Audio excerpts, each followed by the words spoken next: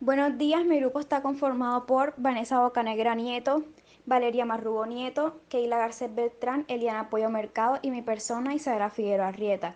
Y hoy les vamos a hablar sobre los presidentes a mitad del siglo XX.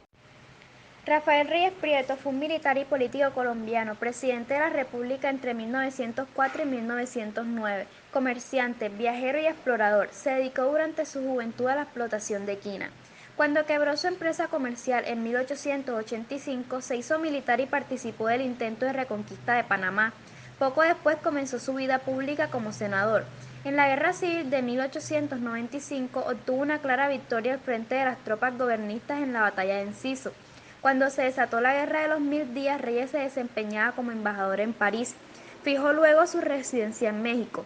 Tras haber sido elegido con el apoyo de un sector de los conservadores, en 1904 relevó a José Manuel Marroquín en la presidencia de Colombia. El mandato de Rafael Reyes fue básicamente un periodo dictatorial que sería conocido como el Quinenio de Reyes. Impuso una política proteccionista y medidas económicas tendientes a recomponer la desastrosa situación económico-financiera del país tras la Guerra de los Mil Días. En 1909 se registraron en Bogotá grandes protestas contra los tratados de Estados Unidos y Panamá, y el gobierno tuvo que retirarlos.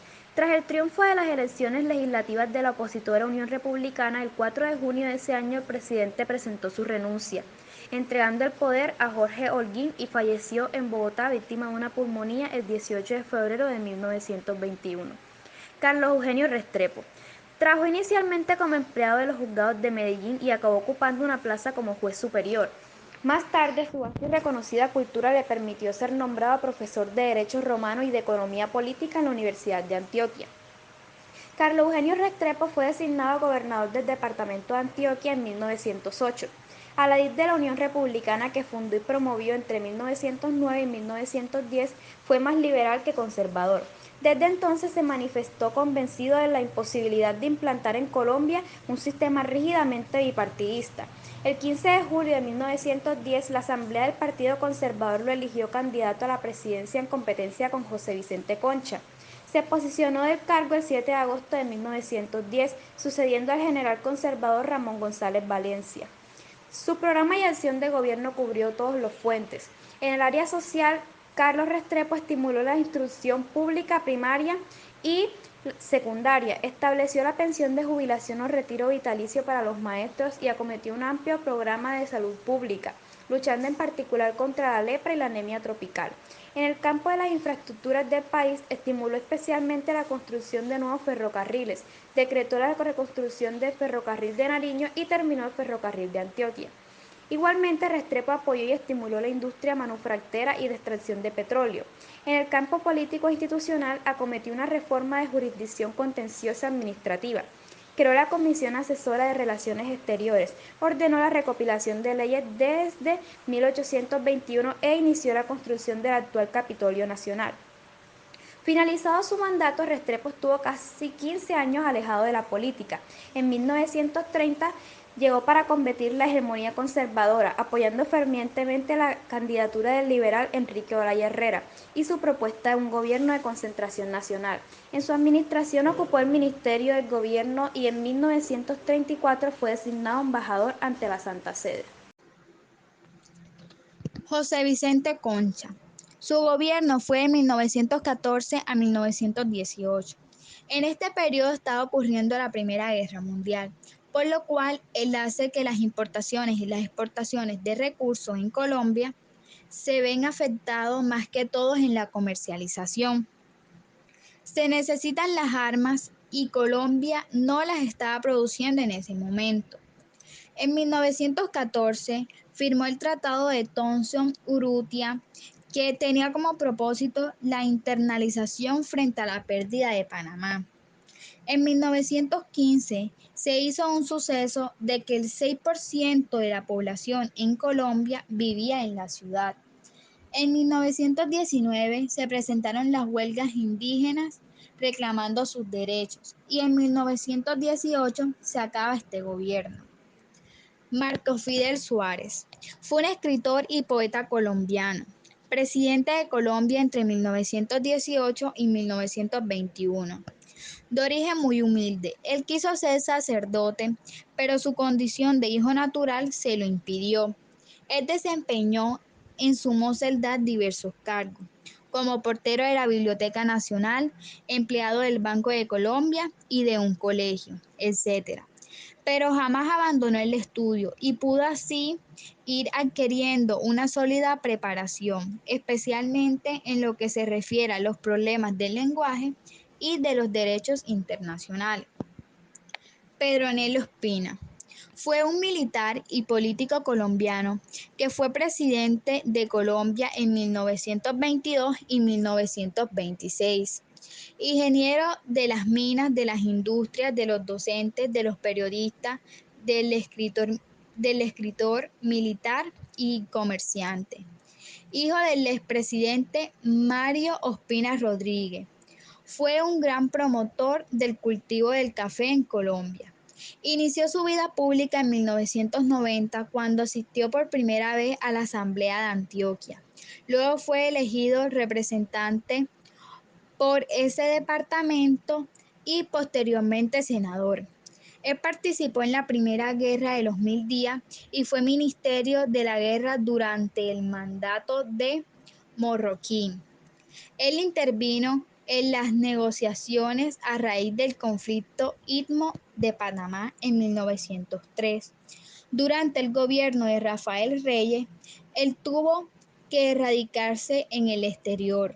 En 1910 fue nombrado embajador de los Estados Unidos y pasó después a las embajadas de Bélgica y Holanda. Miguel Abadía Méndez, abogado y político colombiano, nació el 5 de junio de 1867 en Cuello, Tolima, Colombia, hijo de Miguel Abadía y Graciela Méndez. Estudió en el Colegio del Espíritu Santo y comenzó sus estudios universitarios en la Universidad Católica, ingresando más tarde a la Universidad de Rosario de Bogotá, lugar donde se graduó como doctor en Derecho y Ciencias Políticas. Llegó a impartir clases de Derecho. Tenía grandes dotes para redactar, llegando a escribir en los periódicos El Ensayo y en El Colombiano, así como también las obras Nociones de Prosodia Latina y Geografía de Colombia. Estuvo al frente de los ministerios de Hacienda, Gobierno e Introducción Pública y fue encargado de correos y telégrafos. Se posicionó como único candidato a la presidencia a las elecciones de 1926 por el Partido Conservador, después de que el Partido Liberal no presentara candidato, por lo que el 7 de agosto de 1926 resultó elegido presidente de Colombia. Enrique Olaya Herrera. Fundó también el semanario El Estudiante, el periódico El Diario Nacional, El Comercio y el Boletín del Ministerio de Relaciones Exteriores. E ingresó al periodismo activo realizando reportajes para el periódico del Autonomista. Olaya Herrera inició sus actuaciones políticas en la Guerra de los Mil Días. En 1909 fundó con Carlos Restrepo el Partido Republicano. En 1910 participó como miembro de la Asamblea Constituyente para la reforma de la Constitución de 1886. A la fuerza de su oratoria se debió el movimiento del 23 de marzo de 1909 que precipitó la caída del general Rafael Reyes Prieto, ministro de Relaciones Exteriores, que ocupó además el cargo de ministro de Agricultura durante la administración del presidente Jorge Holguín en 1922, aceptó la alegación de diplomática en Washington. Eduardo Santos Montejo, abogado, periodista e historiador, fue presidente de la República entre 1978 y 1942, nacido en 1888.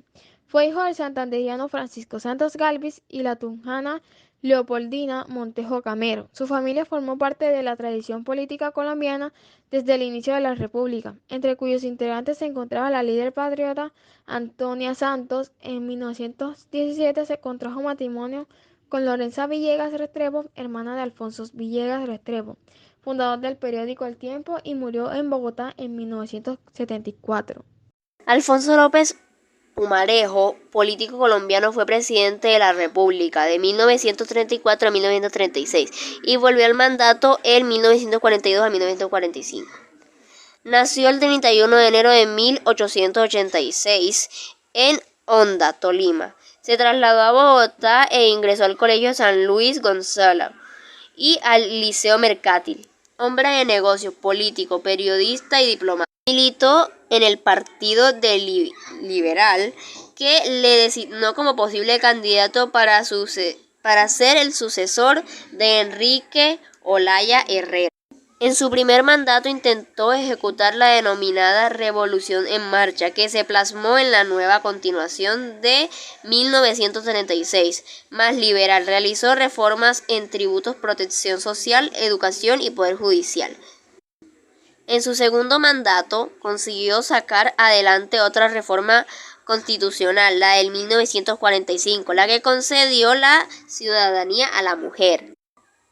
Después desempeñó otro cargo relevante en la Asamblea de la ONU en 1946 y la Embajada de Londres en 1957.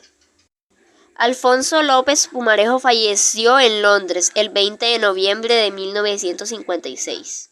Alberto Lleras Camargo fue un político colombiano que nació en Bogotá el 3 de julio de 1906 y murió el 4 de enero de 1990. A su familia se le conoce como una familia de próceres. Era hijo de Felipe Lleras y Sofía Camargo. Su infancia la pasó en las haciendas de La Sabana y Chipagués, que administraba su padre.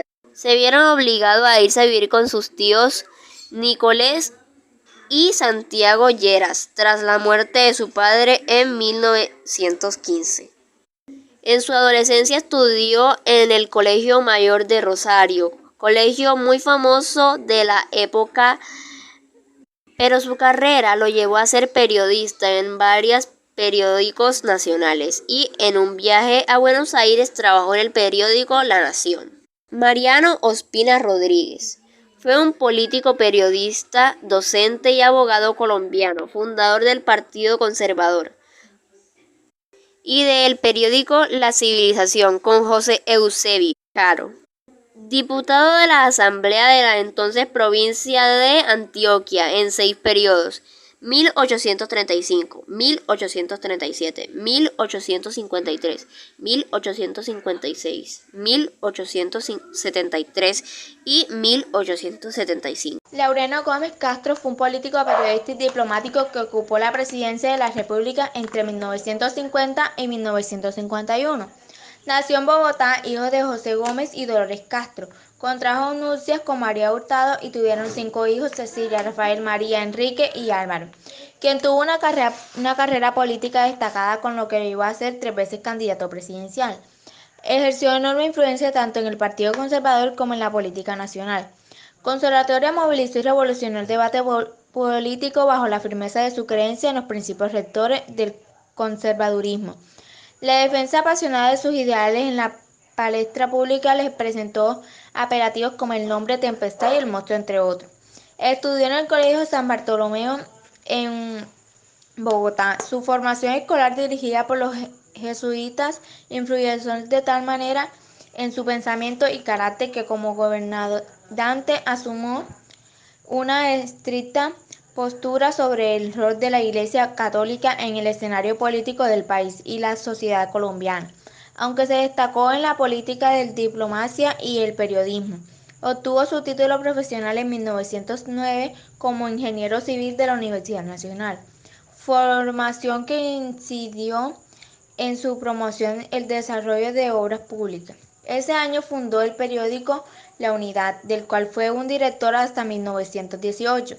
De la mano con José de la Vega creó la Revista Colombiana de 1933 y el 1 de febrero de 1936.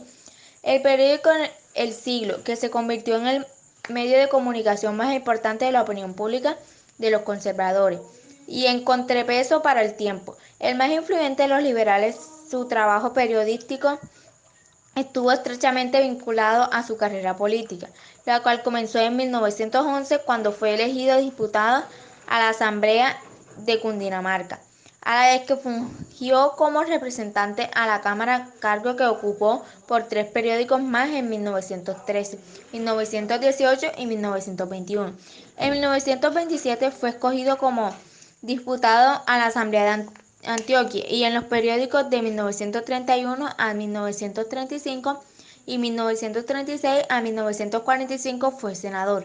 En 1925 fue nombrado ministro de Obras Públicas en el gobierno de Pedro Nel. Gustavo Rojas Pinilla, militar y político colombiano, presidente de Colombia entre 1953 y 1957. Inició su carrera militar en la Escuela de Cadetes de Bogotá en 1917.